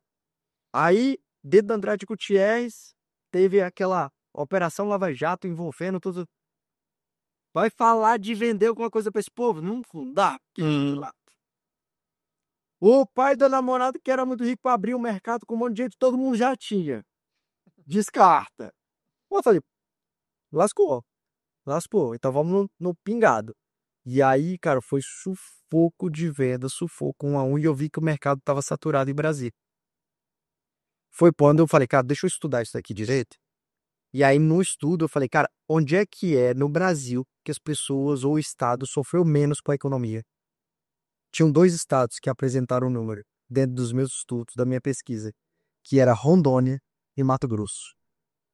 Agronegócio. Falei, bacana. Aí tem então essas 2 opções. Aonde que tem menos gente vendendo? Rondônia. Aonde que tem menos gente que conhece o produto plano? Rondônia. Aonde que tem mais gente que eu conheço para entrar neste mercado? Mato Grosso. E agora? E aí eu fui pro lado mais difícil. Peguei a minha carteira inteira de pessoas que eu já tinha vendido. Tinha uma pessoa, Lariessa, mandar até um beijo pra ela. Era minha cliente. E ela liguei pra ela, pô, você é de Rondônia e tal. Inclusive, estou voltando pra lá, pra fazer doutorado. Nada é por acaso, né? Energia, Deus. E aí eu falei, pô, então, eu tô querendo abrir um mercado, queria que você me apresentasse 10 nomes, 10 pessoas para eu apresentar aqui o produto. Ela já tinha comprado a ideia, já tinha comprado e tinha um entendimento do negócio. E ela me passou e foi assim que eu fui. Eu fui 3 dias para lá, sem conhecer ninguém na cidade, porque ela não tinha ido ainda, ela só ia voltar. Sem conhecer a cidade, sem conhecer nada, nada, nada, nada. Cheguei lá, tipo, de noite, uma terça-feira, ia ficar quarta, quinta e ia voltar na sexta de madrugada. E aí eu fiquei 3 dias, vendi 3 planos. Aí eu voltei de novo, 3 dias, vendi 3 planos. Falei, achei a mina de ouro. Falei, agora eu vou ficar uma semana. Aí fiquei uma semana, vendi 7 planos. Falei, porra, tô com rachar de ganhar dinheiro. Vou ficar rico agora, quem sabe, vou mudar. E aí eu falei, vou ficar 10 dias agora. Fui aumentando progressivamente. 10 dias, bicho. Eu fiquei uns 6, 7 dias sem vender nada. E aí é a hora que o menino chora e a mãe não vê. Porque você tá sozinho, sem conhecer ninguém, dentro de um hotel, tomando não atrás de não, portada atrás de portada na cara, telefone na cara. E aí chega uma hora que você fala, o que eu tô fazendo aqui? Meus amigos estão lá, estão brincando, estão se divertindo, e eu tô aqui sofrendo, vou ficar até o final. Persistência. Empresário, empreendedor tem que ter persistência, tem que ter resiliência, e aí eu continuei. E aí foi nessa vez que eu vendi somente 3 planos, mas eu vendi os maiores planos que eu já tinha vendido na minha vida até então. Então, enquanto eu vendia plano de R$ 4.000, que a pessoa me pagava anual, esse aí eu estava vendendo plano de 150 mil anual. Ou seja, para você vender para o maior, é mais difícil. Você tem que continuar, você tem que continuar. E aí, nisso eu fui, e aí eu comecei a ir 1 mês, aí ficar mais de 1 mês. Mas, Felipe, você morava onde? No hotel. Morando em hotel. E é o seguinte, você já vai para lá, você já tem a conta do aéreo, você já tem a conta do transporte, você já tem a conta do hotel, e se você não vender nada, meu filho, é só o negativo que vai indo. Então, assim, eu já ia já devendo. Mas isso me fazia persistir ali. E virou lá? E aí virou, e aí eu fiquei 2 anos indo para lá, né, vendendo, vendendo, vendendo. Em meio a isso, eu abri uma loja da Biomundo, fui o primeiro foi criada a Biomundo. Na verdade, foi meio que simultâneo, Goiânia e eu e Valparaíso Shopping. E aí abri uma loja da Biomundo para dar para meus pais, porque meus pais tinham acabado de se aposentar e eles estavam se engalfiando dentro de casa. Os 2 trabalhavam, os 2 aposentaram e os 2 sem dinheiro. Minha mãe, eu falei, vai dar um problema aqui, porque minha mãe não tá aguentando olhar pra casa do meu pai não tá aguentando olhar pra casa da minha mãe, um engalfiando o outro o dia inteiro.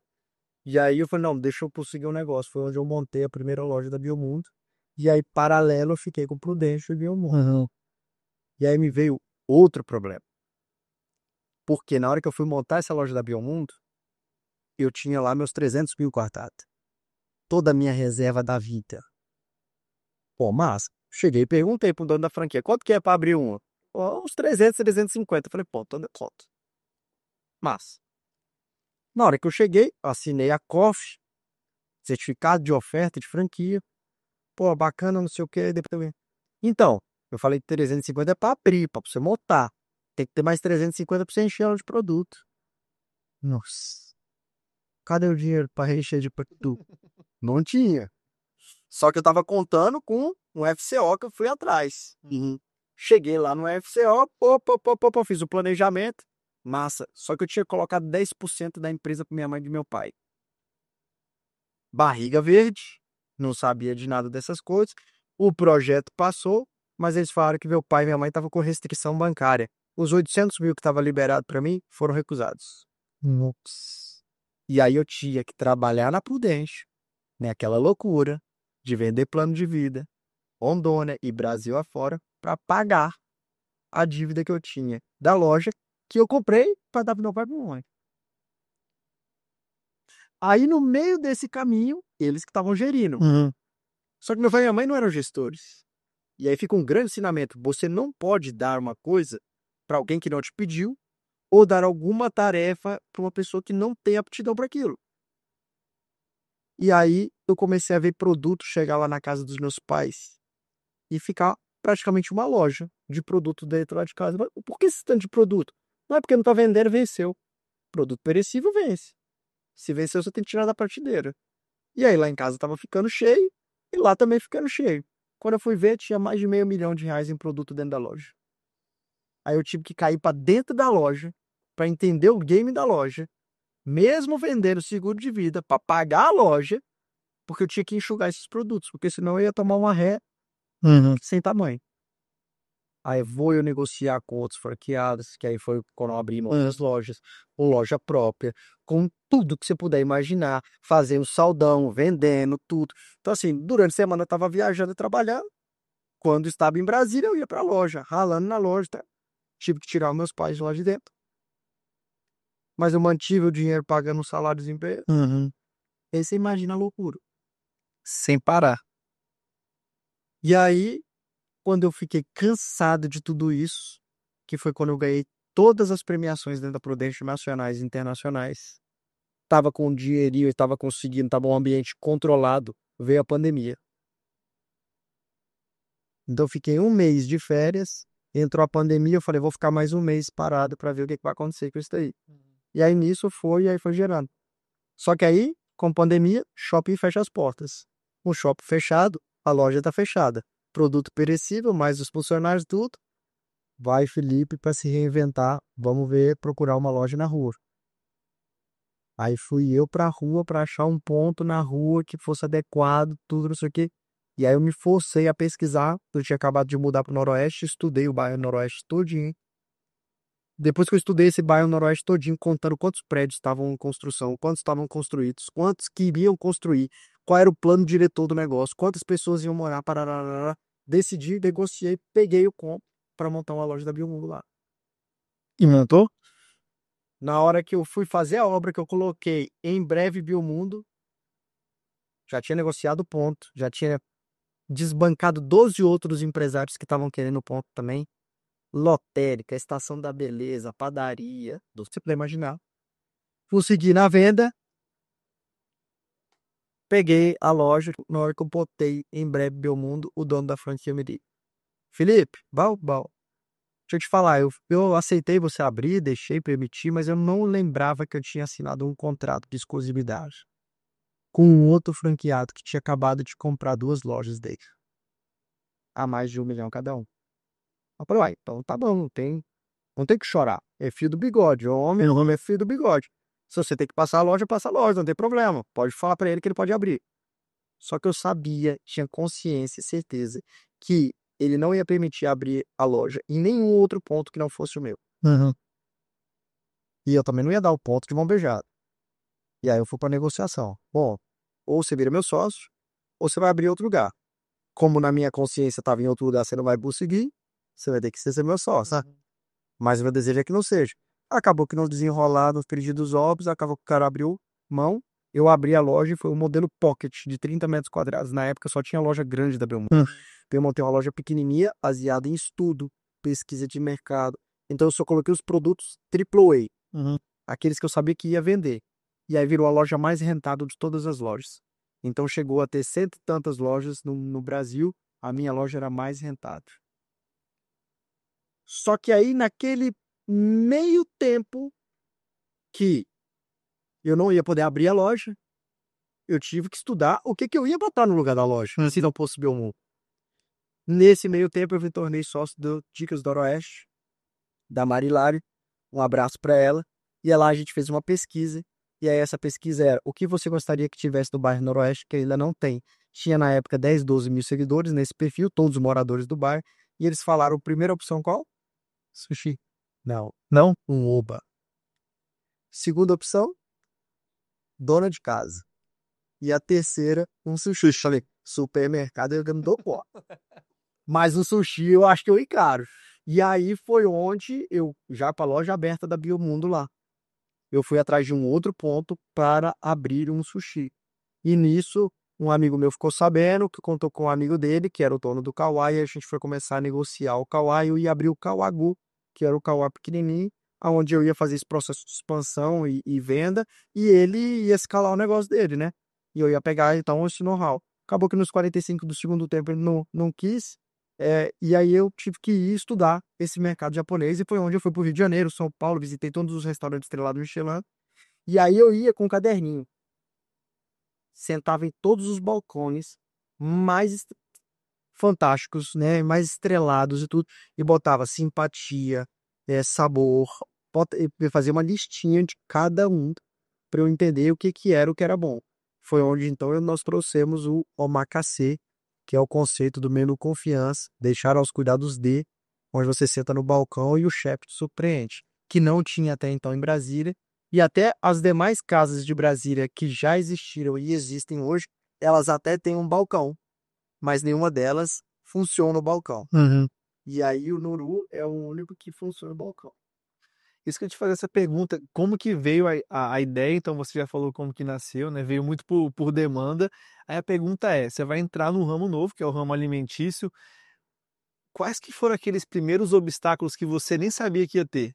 Porque acho que assim, todo mundo faz um plano para qualquer coisa que seja, vou abrir um negócio, você imagina alguns obstáculos e desafios, aí você cria uma solução para esse, só que outros nascem que você nem fazia ideia que eles existiam.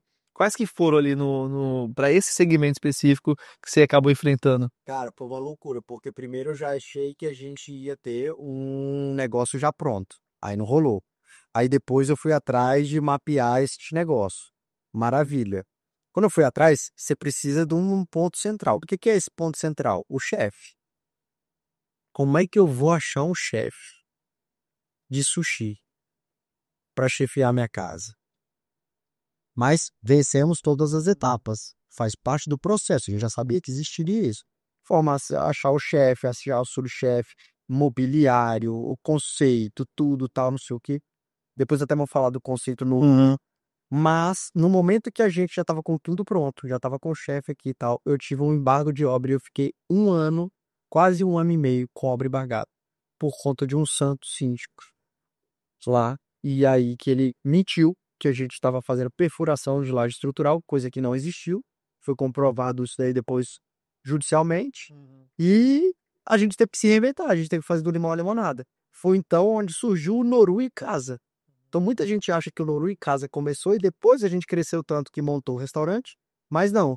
A gente montou o restaurante no meio da obra, teve essa dificuldade que não estava planejada, que não foi estruturada.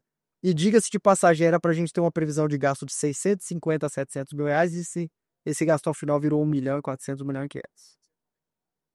Então, nada foi fácil. Você tá vendo, né?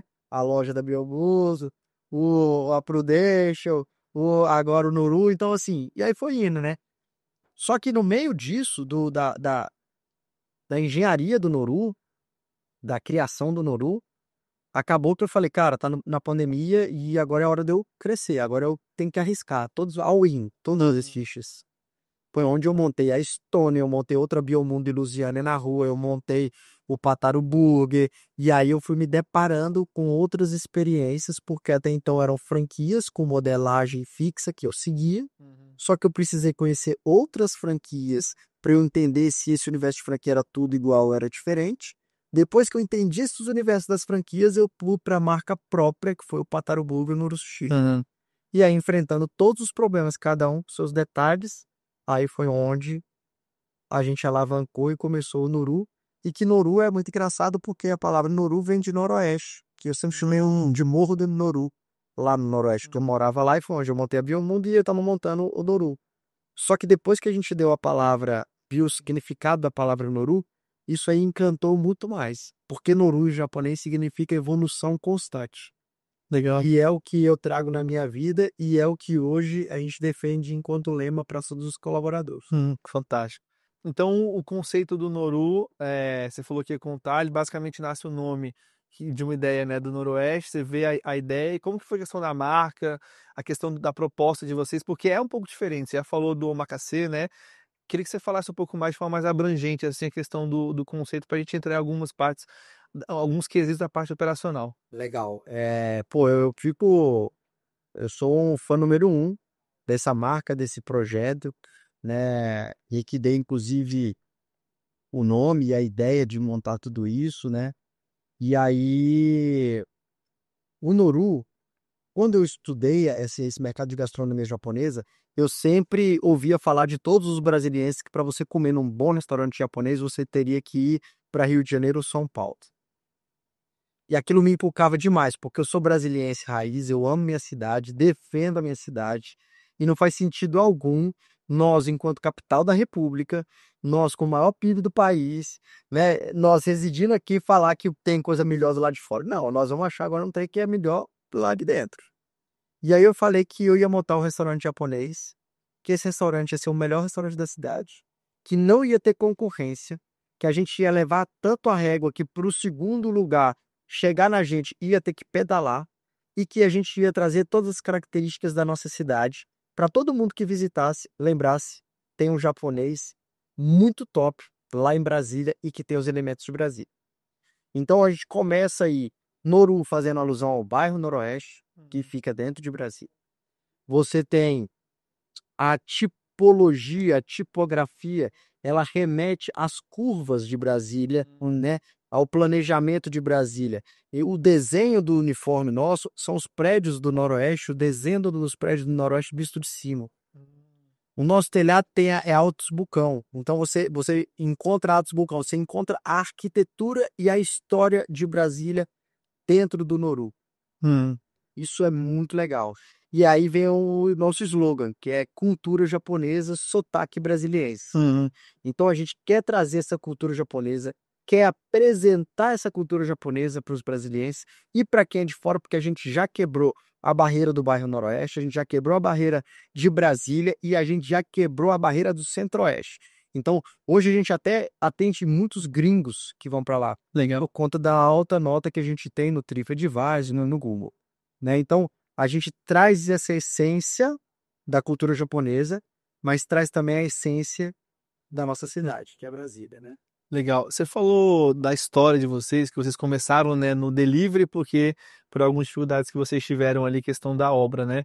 Minha pergunta, o quanto que hoje esse mercado digital influencia positivamente para os restaurantes? Porque assim, da época que eu me lembro, pelo menos, né? Eu não lembro quando a gente ainda pedia antes de iFood, antes de tudo, quando a gente pedia no telefone, era só fast food. Era uma hamburgueria, um negócio ou outro, não, pizza, eu não lembro de pedir comida de restaurante. E hoje, com a digitalização, iFood e tudo mais, você consegue pedir comidas de restaurantes, comida muito boas em casa. O quão importante é para vocês hoje, que são realmente restaurante ali de excelência, essa frente digital para vocês? Então, só vou te corrigir porque a gente não fazia delivery. Que é engraçado porque a gente até falava, eu não vendo peixe, eu vendo uma experiência gastronômica.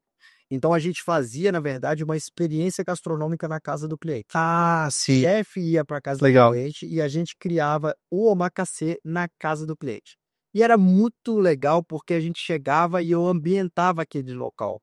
A gente colocava o jogo americano, as louças do Noru, a gente trazia o guardanapo do Noru, a gente pedia uma licença para botar um som, que era uma playlist do Noru, e o chefe chegava, enquanto todo mundo não ficava em silêncio, o chefe não começava a sua apresentação. E foi muito legal porque eu tive que treinar esse chefe a fazer meio que um personagem, né? Teatral mesmo. Então, de falar o Irashaimase, que é inclusive uma reverência que a gente faz hoje no restaurante, e todo mundo nos reconhece por isso. Irashaimase é seja bem-vindo em japonês. Então a gente fazia isso na casa dos clientes e também fazemos no restaurante. Então a gente não fazia o delivery, a gente criava essa experiência na casa do cliente, mas o digital foi extremamente importante. Por quê? No momento que a gente teve um problema com a obra e que a gente teve que fazer do limão à limonada para começar a entrar algum recurso, a gente começou a fazer o Noru em casa na minha casa. Eu convidando os meus amigos para pagar uma experiência na minha casa. E nisso, toda semana eu chamava um grupo de amigos. E a galera ficava maravilhada porque não conhecia aquele universo, começava a tirar foto, postar, e de repente os amigos dos amigos começaram a demandar. Depois os amigos dos amigos dos amigos começaram a demandar. E aí a gente tomou a cidade, a gente pegou este mercado, tinha outros concorrentes, mas só a gente estava fazendo nessa época. Né? E aí nós tivemos que parar justamente por conta da abertura do restaurante. E por isso que o restaurante já abriu tão hypado, porque a gente já estava na boca do povo, né? A gente já estava conhecido e a gente entrava no lugar mais sensível, né? Do ecossistema de uma pessoa, que era na cozinha dela, né? E a gente até brincava, que a gente entrava na cozinha e deixava ela mais limpa do que quando a gente encontrava, né? Porque a gente fazia questão de cuidar dos mínimos detalhes, de entregar a melhor experiência, e a gente até dava as boas-vindas para os donos da casa na casa dele. Por quê? Porque a experiência era nossa, Legal. né? E hoje eu já até mudo um pouco esse conceito. A palavra da vez não é experiência. A experiência ela já passou. Hoje você tem que ser desejável.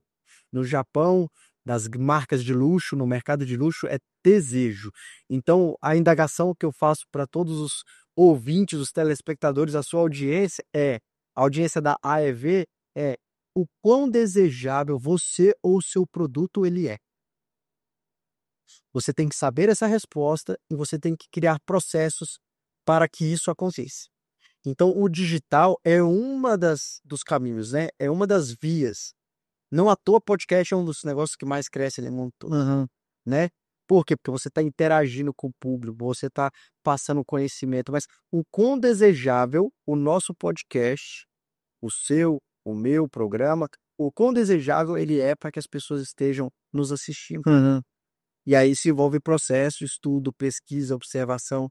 E aí, pô, eu preciso ser atrativo, eu preciso trazer conteúdo, eu preciso ser interessante, eu preciso trazer convidados legais, com histórias legais, né? Com histórias de sucesso ou insucesso, porque o insucesso também conecta muita gente.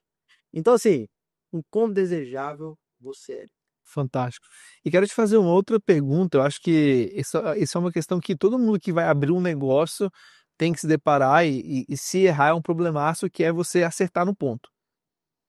Quais são as dicas, ou qual é a dica de ouro que você poderia dar, sem abrir, né, a sua expertise aí para todo mundo? É tranquilo. Mas assim, qual que é o grande segredo? Quais que são os grandes segredos para que a pessoa consiga encontrar um ponto que vai ser bom ali para o negócio dela? É uma técnica milenar oriental. Então você que está assistindo, pega seu caderninho e anota. É simples. Seu negócio ele depende de público de passagem? Sim ou não? Sim, beleza. Você vai sentar num banquinho ou no chão, como muitas vezes eu fiz. Você vai contar quantas pessoas passam por minuto na frente do seu loja. Difícil? Genial. E nada difícil, é simples. Pô, mas não é possível que é isso que você faz. É possível ter isso que você faz. É isso. Então, ponto de venda, 70% do sucesso do seu negócio vai ser o ponto de venda. O ponto de venda, você precisa ter um público de passagem. Obviamente, dependendo do seu negócio, você pode direcionar para um lugar mais movimentado ou um lugar mais reservado. No entanto, uma coisa é certa. Para você ser desejável, você tem que ser visto. Quem não é visto não é lembrado. Então, se você está num ponto de venda onde você é lembrado o tempo inteiro, você gera mais oportunidades de visita. Ao contrário de você estar num lugar escondido. Pô, mas o lugar escondido pode dar certo? Pode. Se sua marca já for famosa, se você já for reconhecido, se você já for uma autoridade, igual a gente já falou aqui, pô, você pode colocar ele escondido. Mas no processo de criação e início, uma startup, né, um start, né, você precisa ser visto. E aí é um público de passagem. Aí muita gente vira e fala assim, algumas pessoas que eu mentoro, que eu dou consultoria, Felipe, mas eu fiz isso que você falou, Aí não deu certo, não tá tendo público. Aí eu viro e falo assim, então, vamos lá. Vamos ver se você fez mesmo. O que eu acabei de falar? Quantas pessoas passam na porta da loja, da porta do seu estabelecimento? Aí muitos vão pegar e vão fazer o quê? Vão contar quantos carros estão passando, vão contar quantas pessoas passam do outro lado da rua. Não, na frente da sua mãe. E aí vai uma dica. Por isso é importante, a depender do seu negócio, você tem algumas estratégias. Quais são as estratégias?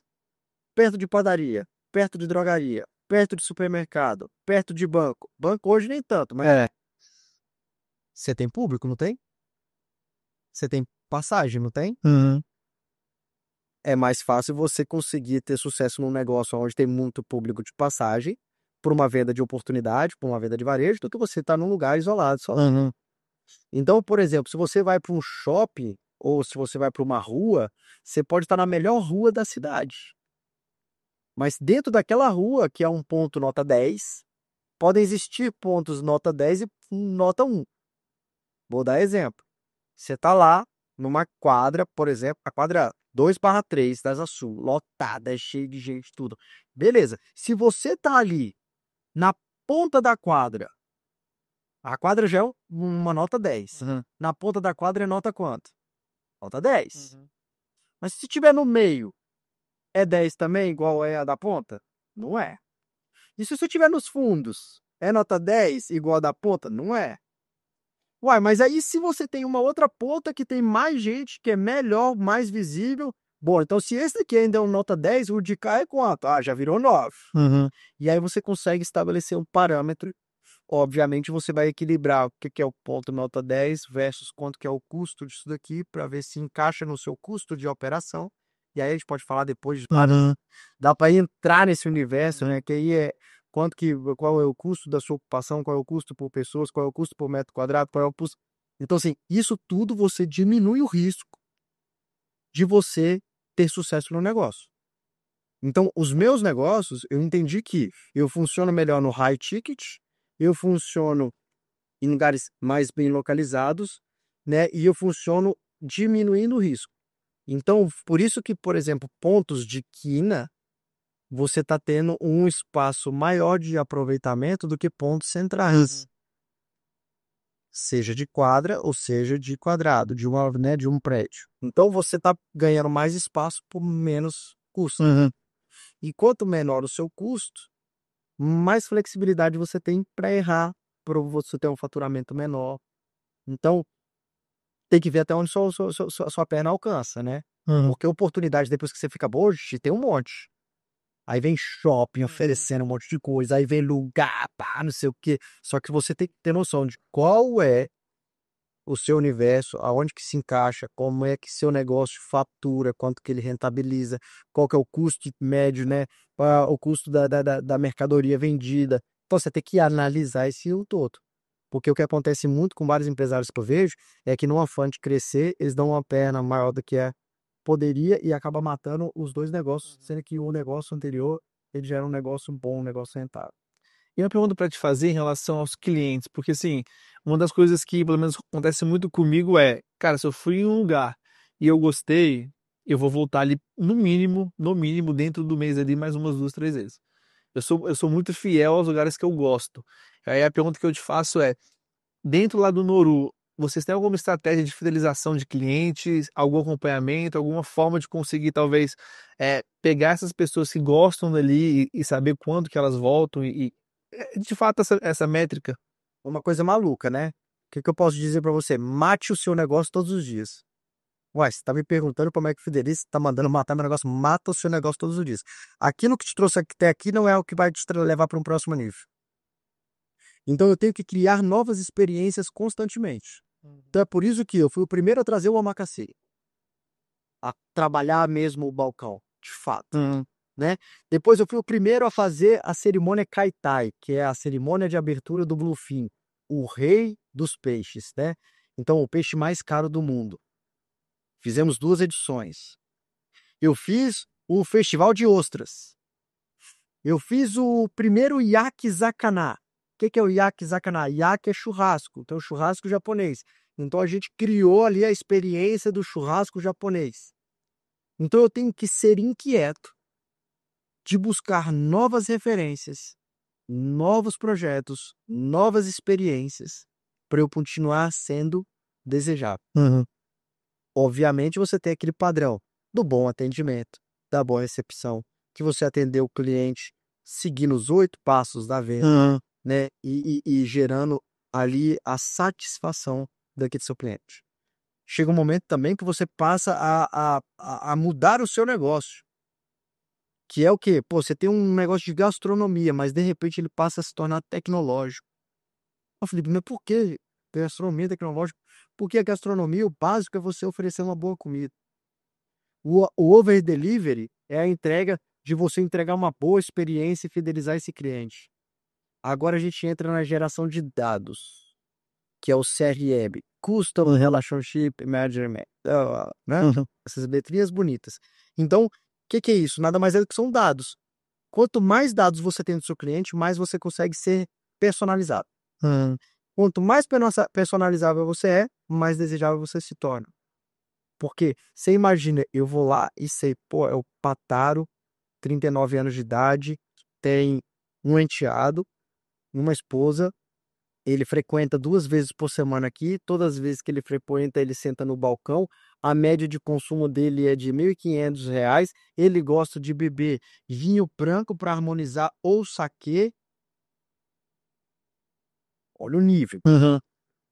E aí eu chego, entendo isso, entendo que tá um tempo sem vir, mando uma mensagem para ele. Olá, Patário, estamos sentindo sua falta. Seu vinho branco já está gelado ou o saquê da sua preferência, farei a reserva do balcão. Qual dia fica melhor para você? Quinta ou sexta-feira? Two options, one choice. 2 opções, uma escolha. Você já fisgou o cara. Você não estava na mente dele, você passou a estar na mente dele, você passou. Cara, pô, cara, eu não precisei ligar, Uhum. eu não precisei mandar mensagem. Eu tava. Aí, coincidentemente, pô, eu tava pensando mesmo em voltar, Noru. Pô, eu tava querendo fazer mesmo uma surpresa pra minha mulher. Pô, então assim, aí você começa a ter uma atenção agora para personalização Uhum. dos dados. Você faz tudo isso? Não, não faço tudo isso aí. Eu estou estudando e buscando fazer a melhor entrega possível. Porque o mundo está tão dinâmico que a gente tem que se atualizar muito rápido. E aí a importância de você botar um cara de tecnologia dentro do seu negócio. A importância de você ter um bom marketing para estar sempre ativo. Isso, e eu bato a mão no peito e digo, eu sou um rei do orgânico. Eu tenho hoje 20 mil seguidores no Noru, de forma orgânica. E o orgânico tem o seu valor e tem a sua entrega. E como é que a gente faz para ser orgânico e dar essa entrega? Criando novas experiências e alcançando o maior número de pessoas. Por isso que o Noru Experience, no ele ponto, bombou para a cidade. Primeiro Kaitai, bombou. O primeiro Yakizakana, a mesma coisa. Então, assim, a gente tem que pegar e ter atenção a um calendário, né? De datas especiais, de datas festivas. Inclusive, tá chegando aí, né? Inclusive, fica o convite para vocês irem conhecer o Nuru, caso não conheçam, e se já conhecem, retornar ao Nuru no balcãozinho, né? Do balcão Macacê, o balcão do chefe.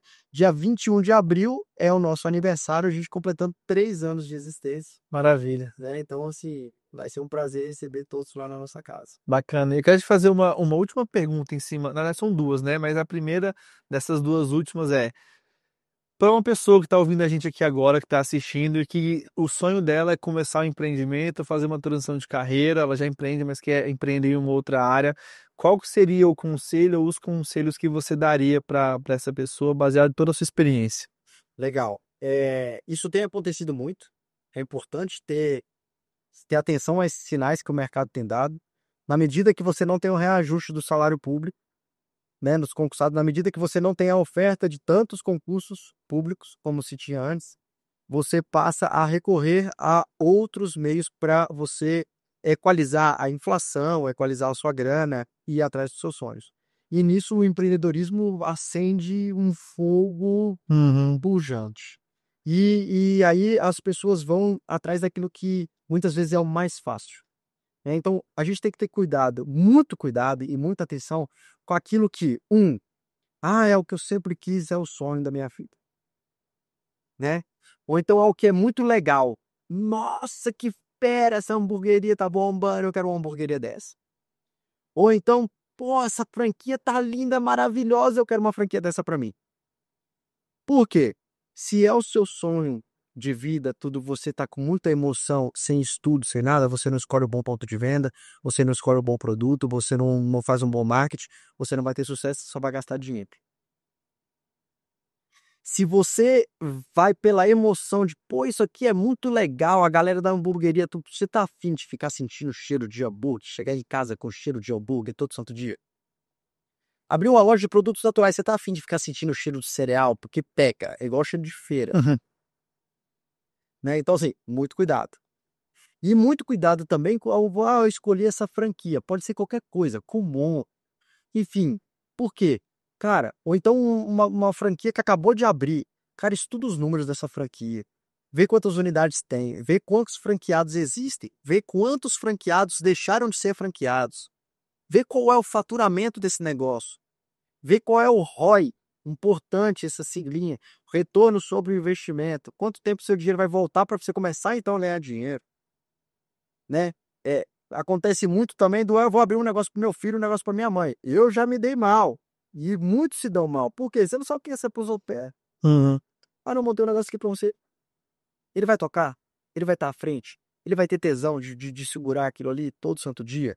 Né? Ele vai negociar com o fornecedor? Ele vai ter saco de lidar com a gestão de pessoas? Ele vai ter saco para negociar com o fornecedor o melhor preço? Então, assim, é muito trabalho. Não é uma aventura. E muitas vezes a pessoa bota o dinheiro da vida ali. Então, muito cuidado mesmo. Porque é um CNPJ, uma pessoa jurídica. É uma pessoa, um organismo vivo, com vontades, com desejos, com um monte de coisa que acontece. Legal. E a gente tem um quadro aqui no final do nosso programa, que é o quadro Ah, Se Eu Soubesse. Tem um autor que ele escreveu um livro chamado Ah, Se Eu Soubesse, e o conteúdo desse livro são aprendizados que, caso ele tivesse tido no começo da caminhada dele, ele ia conseguir chegar mais rápido no lugar que ele chegou, né, de ser muito bem sucedido. E a minha pergunta é essa: qual que é ou quais que são o seu Ah, Se Eu Soubesse? Aprendizados que lá atrás, se você tivesse tido, você conseguiria chegar onde você está hoje de maneira mais rápida ou sem passar em algumas dificuldades que você talvez poderia evitar se tivesse esse conhecimento. Cara, é engraçado porque quando você me fala isso, assim, tem vários se eu soubesse, mas muitas vezes não tem como você, mesmo sabendo, não teria como você fazer diferente. Então, assim, se eu soubesse que teria muita dificuldade com o sócio. Mas às vezes eu precisava do dinheiro desse sócio ou eu precisava da força motriz, né? Braço operacional desse sócio. Adiantaria eu saber? Talvez não, né?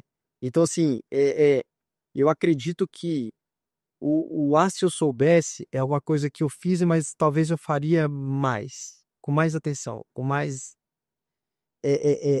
delicadeza, sabe? Com mais afinco, que é o tal da pesquisa. Pesquisa o mercado, pesquisa as pessoas, pesquisa, pergunta, sai perguntando. Ah, mas eu tenho medo de sair perguntando e as pessoas roubarem a minha ideia. Cara, ninguém é igual. Vai atrás do seu sonho. Então, por exemplo, lá no Noroeste, né? Todo esse game. Cara, eu estudei o pai. Eu, correndo, contei quantos prédios tinham construído, quantos estavam em construção. Eu peguei uma pesquisa da Codeplan que está acessível para todo mundo. É uma pesquisa do governo. Tá lá, que tem lá o público. Cara, o Noroeste vai chegar a ter 40 a 45 mil habitantes. O público é de 35 a 45 anos de idade, 80%. Eles são casados com filho e pet. Mais de 75% é servidor público, de alto escalão, com renda superior a 20 mil per capita e sendo uma renda familiar de 50 pau. Pô, olha o tanto de dado. Pergunta com todos os empresários que estão lá se eles sabem esses dados. Acredito que não.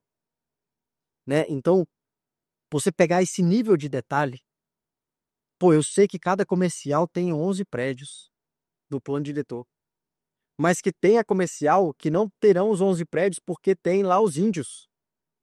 Pô, então essa comercial ela não vai ser tão efetiva quanto tem 10 prédios. né? Nenhuma quadra vai ser melhor do que a primeira, porque a primeira é mais antiga, é a que está mais ocupada, é a que tem mais negócios, é a que as pessoas já estão acostumadas de ir. Pô, entende o nível? Então, assim, mesma coisa, pô, vamos pensar na Asa Sul. Cara, qual é o público da Asa Sul? Com quem que eu vou estar conversando? Qual é o marketing que vai ser efetivo para essa pessoa? Qual é o produto desejável para essa galera? Qual que é a necessidade que está tendo nesse momento? Ou seja, não vai no efeito manada. Não vai no efeito manada. Tá aí um monte de empresa que acabou quebrando, Yobopelri, Paleta Mexicana. Cara, tem um monte. Bateu e voltou, né? Bateu e voltou. Então, assim, estuda o negócio, estuda o mercado, estuda. Eu acho que eu vou finalizar dizendo o seguinte: escreva no papel aquilo que você quer e aquilo que você não quer. Tendo esse autoconhecimento do que você quer para você e daquilo que você não quer para você, você vai encontrar um caminho. Legal. Porque não adianta só saber o que quer. Porque vai vir coisas que você nem imagina. Então saiba aquilo que você quer e aquilo que você não quer. Aquilo que você aceita, aquilo que você não aceita. Quais são os sacrifícios que você está disposto a fazer e quais que você não está disposto a fazer? Perfeito. Bataro, Sim. uma alegria te receber aqui. Ó, vou te falar que foi muito mais profundo o papo do que eu pensava, porque realmente a gente entrou em lugares bem bacanas. Eu tenho certeza quem esteve com a gente aí extraiu muita coisa. Já fica aí, quem sabe, um próximo convite para que você venha também de novo para a gente poder entrar mais nessa parte de gestão, nessa parte de empreendedorismo, porque eu acho que ficou muita coisa. A gente pode conversar depois num episódio só sobre isso. E eu tenho certeza que quem está aqui com a gente até agora cara, gostou bastante, extraiu. Tô vendo aqui pela cara do Gustavo que só no olhar dele eu já sei se ele gostou, se ele não, se ele não gostou. Então, essa é uma alegria te receber. Para quem tá lá de casa, né, quero já te deixar o convite mais uma vez para que você se inscreva no nosso canal e também aperte aí o gostei e, obviamente, envie esse podcast para aquele seu amigo, para aquela sua amiga que quer abrir um negócio ou que já tem um negócio e está em dificuldade, porque eu tenho certeza que com esse conteúdo aqui chaves vão virar e vocês vão conseguir aí romper em algumas áreas das suas vidas.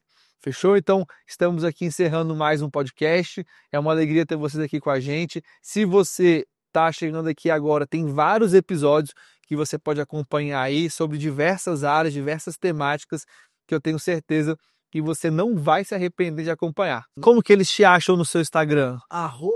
Filipe, Filipe, Pataro, Pataro, né? Pode mandar um direct, estamos lá sempre à disposição. E no Noru, né, que fica no Noroeste, no bloco B da quadra 10/11, funciona todos os dias de segunda a segunda na hora do jantar e de sexta a domingo na hora do almoço. E muito em breve, almoço todos os dias, a gente já está expandindo, já está crescendo o Noru ali no Noroeste, vai pegar Legal. mais uma loja, então vai ser um prazer ter vocês ali para viver essa cultura japonesa e o sotaque brasileiro. A gente vai deixar aqui na descrição o Instagram dele, o Instagram do Noru, e obviamente vocês que forem lá, mandem mensagem para ele, comentem lá no Instagram do Noru e marquem a gente também para saber que vocês foram lá através do nosso podcast.